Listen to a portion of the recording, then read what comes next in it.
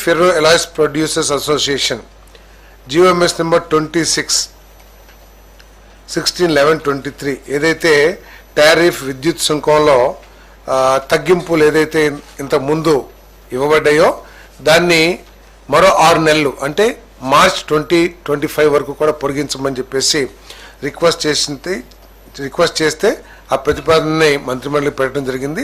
దాన్ని ఆమోదించడం జరిగిందని చెప్పేసి మనం చేస్తాను. దీని మూలంగా 300 కోట్ల రూపాయలు అదనపు భారం ప్రభుత్వం మీద పడుతుంది.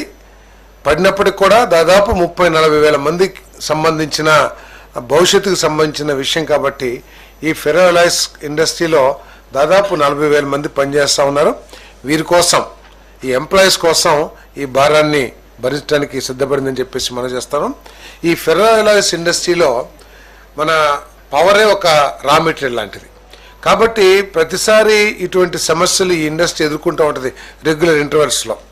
గతంలో కూడా ఇటువంటి సమస్య వచ్చినప్పుడు ఉమ్మడి రాష్ట్రంలో కూడా మన ముఖ్యమంత్రి చంద్రబాబు నాయుడు గారు ముఖ్యమంత్రిగా ఉన్నప్పుడే అప్పుడు పోచంపాడు కాదు పాలవంచలో నవాబాద్ ఫెర్రో అలాయ్స్ ఇటువంటి సమస్య వచ్చినప్పుడు కూడా ఇదే విధంగా వారికి హెల్పింగ్ హ్యాండ్ ఇవ్వడం జరిగింది. మరి భవిష్యత్తులో దీన్ని నివారించడానికి పర్మనెంట్ చర్యలు ఏమైనా తీసుకోవచ్చేమో కూడా ఆలోచించమని చెప్పేసి ముఖ్యమంత్రి గారు